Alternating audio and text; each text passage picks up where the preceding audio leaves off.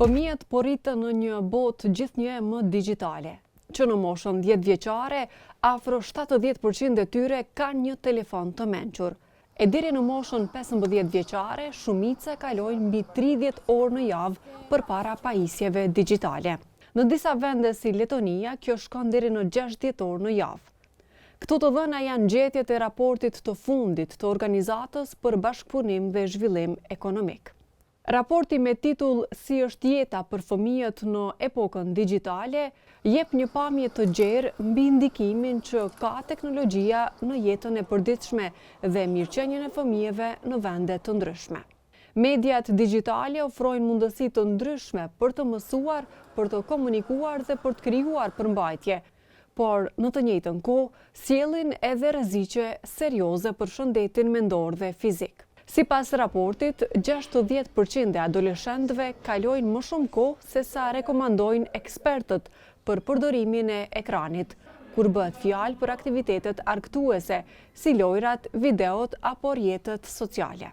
Në veçanti, 66% e vajzave dhe 61% e djemve shpenzojnë më shumë se 3 orë në ditë vetëm në rrjetet sociale, duke e kaluar kështu një pjesë të konsiderueshme të kohës që mendohet për jetë të shëndetshme për zhvillimin e tyre.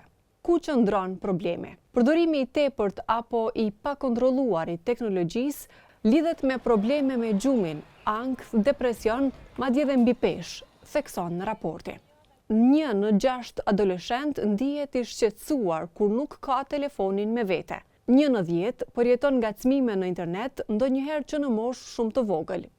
Më shumë se gjysma e tyre raportojnë përmbajtje diskriminuese, ndërsa 40% janë shqetësuar kur dikush ka shpërndar informacione personale pa leje. Vajzat janë më të ndjeshme ndaj presioneve të rrjeteve sociale dhe përjetojnë më shumë ankth kur ndahen nga pajisjet. Ato janë gjithashtu më të ekspozuara ndaj përmbajtjeve urrejtëse. Ndërkohë, djemt janë më të rrezikuar nga përdorimi i tepruar i lojrave digjitale dhe përhapja e lajmeve të rreme, thuhet në raport. Çfarë mund të bëhet?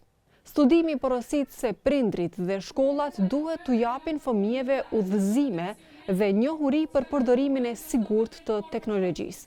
Kompanitë teknologjike, thot raporti, duhet të krijojnë platformat që respektojnë privatësinë dhe sigurinë, ndërsa fëmijët duhet të dëgjohen për të siguruar një mjedis digjital të përshtatshëm dhe mbështetës.